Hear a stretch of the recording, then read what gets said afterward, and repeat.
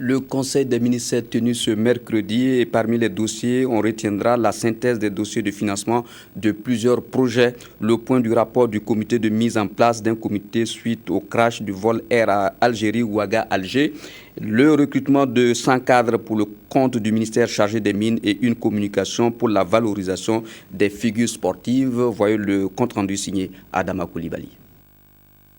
À l'ordre du jour de ce 32e Conseil des ministres de l'année 2014, un rapport du ministre de l'Administration territoriale et de la Sécurité sur la cellule de crise mise en place à la suite du crash d'Air Algérie le 24 juillet dernier. Nous avons rendu compte au Conseil des travaux de l'équipe de gestion de crise. Vous savez qu'il y a une équipe de gestion de crise qui a été mise en place dès la survenue du crash et qui a travaillé à accompagner les familles. Et son Excellence, M. le Président de Faso, a donné des instructions à cette équipe de gestion de crise pour que les familles soient accompagnées, que le Burkina puisse participer aux enquêtes à la fois techniques et judiciaires. Donc nous avons fait le point du travail qui a été fait à ce niveau-là. Les familles ont constitué une association et qui fait son travail. Et le Président de Faso nous a donné des instructions pour que nous puissions appuyer cette association-là, notamment pour avoir un local fonctionnel et pour pouvoir également participer à tous les niveaux de l'enquête, tant au niveau national qu'au niveau international. Au titre du même ministère, un décret a été adopté portant règles de sécurité contre les incendies dans les bâtiments d'habitation et immeubles de grande hauteur. Il s'agit d'un décret qui vient combler un vide juridique. Et lorsque l'on construit des immeubles d'habitation, lorsqu'on construit des immeubles de grande hauteur, donc à étage, il y a des normes à respecter. Et nous n'avions pas un décret qui fixait le contenu, qui donnait le détail de ces normes-là.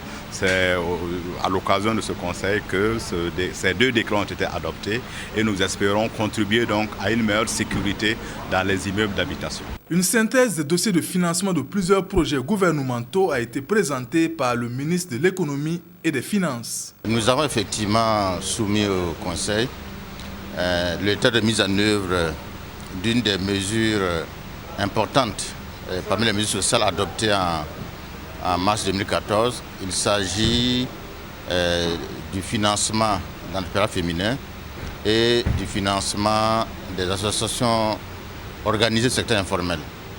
Alors, le rapport que nous avons soumis a révélé qu'il y a eu un véritable engouement pour ces mesures, ce qui est un signe de la pertinence de ces mesures-là. Nous avons en effet enregistré près de 64 000 demandes de dossiers pour un montant de 312 milliards de francs CFA. Bon, on avait prévu 10 milliards, mais ce que je dois dire, jusqu'à ce jour, on n'a pas encore mis en place des prêts. On voulait faire d'abord un rapport au Conseil pour avoir ces orientations avant de commencer à mettre en place les financements.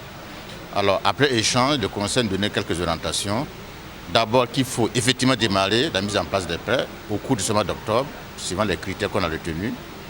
Et l'autre élément important, le Conseil a insisté pour que ça soit sur l'ensemble du territoire. Donc ça va être l'ensemble des régions seront concernés. On a même défini des quotas par région. Et troisième élément, il faut qu'on communique.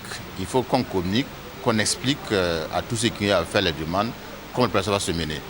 Bon, cela dit, nous sommes devant également pour voir comment on va encore plus de ressources pour répondre donc à ces besoins-là. Le ministère des Mines et de l'Énergie est l'un des départements qui regorge moins de cadres, d'où un plan de recrutement dans ce sens. Comme vous le savez, le ministère en charge des Mines et de l'Énergie a été créé en juin 1995.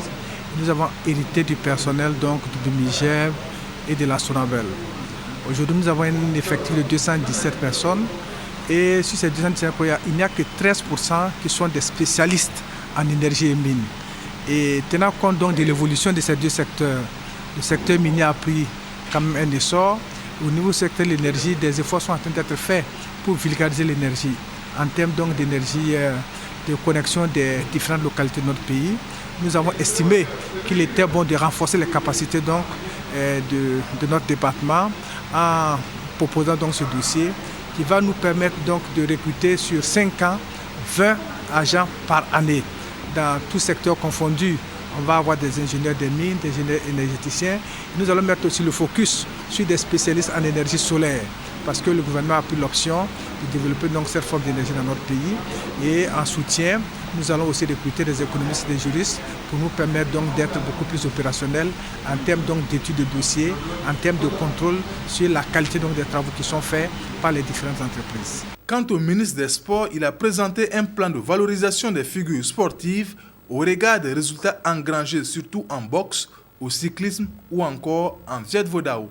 Depuis bientôt 2011 jusqu'à maintenant, nous avons le Burkina Faso enregistré de très grands résultats sportifs, notamment au niveau du football, au niveau de Viet Vo Dao, au niveau du karaté, au niveau de la boxe, au niveau du Tour cyclisme de Faso, qui bientôt 3 ans nous détenons le maillot jaune. Nous avons tenu effectivement à magnifier ces lauréats-là. Parce que vous savez qu'au niveau de Burkina, nous avons un seul cadre, la JSB, c'est-à-dire que la Nuit des Champions, qui honore les sportifs.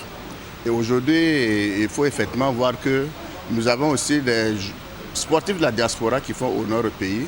Et bien sûr avec tous ceux qui sont au niveau de Burkina. Donc c'est ainsi que nous allons retenir une nuit dédiée à ces lauréats-là, qui sera sous le très haut patronat du président du Faso.